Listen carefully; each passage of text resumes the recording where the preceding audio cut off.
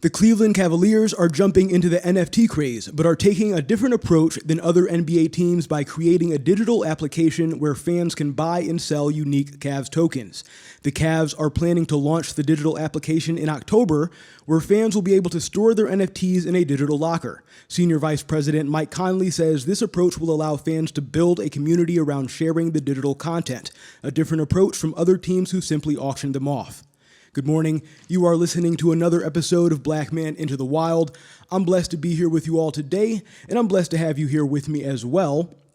Today, we're going to take a look at how the Cleveland Cavaliers are planning to immerse themselves into this new digital world by building a digital application that will allow fans to trade unique Cavs NFTs on the platform. Also, and I think as a way to advertise what they're doing this upcoming NBA season at the Rocket Mortgage Fieldhouse, where the Cavs play their home games, on LED display around the arena, I believe, there will be 3 digital art pieces, part of a larger art collection that will be on display that the fans will be able to interact with. And we'll actually be able to take a closer look at those 3 NFTs here this morning as well. But before we get started, if you have not already, please go ahead and subscribe to the channel, like this video, and share with your friends if you like what you hear, please.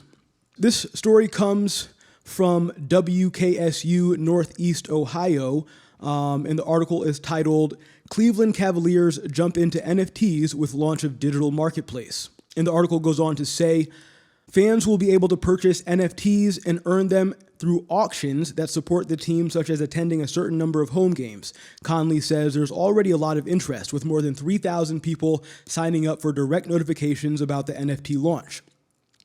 So when I first read this article, I just imagined, being from Cleveland, what if the Cavs were to mint, let's say, 100 limited edition LeBron James or Kyrie Irving rookie NFT tokens?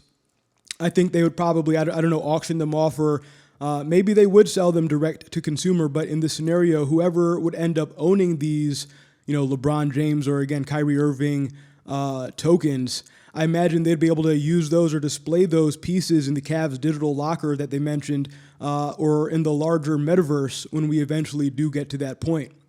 Now, when we take a look at the Cavs official website, it says the Cleveland Cavaliers NFT collection is part of the Rocket Mortgage Fieldhouse Public Art Program, a contemporary art initiative that features over 100 works from nationally and internationally renowned artists.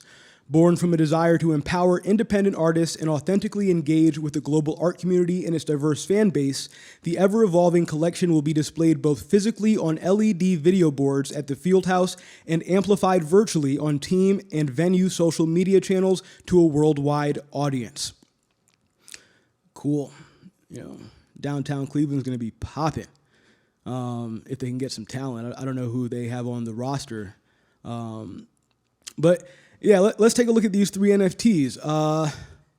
Let's see. The first one is called Transcendence by artist Dylan Hutchins. It features what looks like a piece of, styrofoam or chiseled stone gently falling down from the sky and landing on what looks like the surface of Mars or some other desert landscape. And I think there's, 9, 10 basketballs sort of falling and bouncing back up around the stone. The second one here is called the Lemon Dunk Tree. I think this is my second favorite, created by digital artist Isaac Garcia, When Life Gives You Lemons. And the last one, I think this is my favorite. This one's called Brick Squad, possibly an homage to the classical Atlanta rap artist Waka Flocka Flame, maybe. But this one was also created by artist Dylan Hutchins. So definitely head over to the Cavs website to check these pieces out in more detail, and that's nft.cavs.io. And if you're actually in the city, the NFTs currently on display are showcased on a 4-story tall, 8 million pixel Canyon LED and can be seen outside of the venue in downtown Cleveland. And if you find this story interesting, you should know that the NBA is actually very active in the NFT and blockchain space. The league has a partnership with Dapper Labs for Top Shot, which licenses highlights of games as NFTs, and Dapper may be in talks to raise funds at a $7.5 billion valuation. The NBA also set up a blockchain advisory board to explore different implementations of the technology, which includes billionaire Mark Cuban as a member, of course. And Mark Cuban is definitely another one of those names that we include in the list of influencers when it comes to cryptocurrency, right? We talk about Jack Dorsey, Elon Musk, John McAfee, Cathie Woods. So, yeah. Now, I do think that I'm starting to understand these NFTs a little bit more. I'm not going to pretend like I completely understand the technology that supports their functionality, but I do think that I'm starting to understand some of the different applications and use cases. Especially after learning about this story, I think it's helpful if you think about them as like, just digital collectible items, at least when they're being used in the way that we've just seen.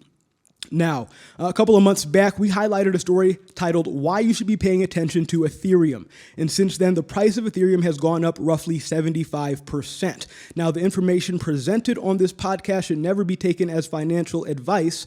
But if you're interested, I'll include the link to that podcast in this video so you can go back to see what we were talking about there with the NFTs and decentralized finance. Now, based on what I've seen, one of the catalysts that helped really boost Ethereum is the launch of this London hard fork thing, something about an EIP 1559 upgrade. I don't know. You can do your own Googles or DuckDuckGo searches on that to find out more about what exactly that is. Again, I'm not an expert, so I don't want to dive into a technical article on a subject and end up having no idea what I'm talking about. But I did want to mention it here because it all ties together, I promise you. Now, I thought I was going to get into that Facebook story today and talk about what they're doing with their Oculus 2 VR virtual reality headset and their new metaverse app. Very interesting. But I'm going to save that for either tomorrow or the following day because it'll give us an opportunity to also look at what Microsoft is doing with their new Mesh product. Very cool stuff. This has been another episode of Black Man Into the Wild. Thanks for listening, everybody. Have a great day.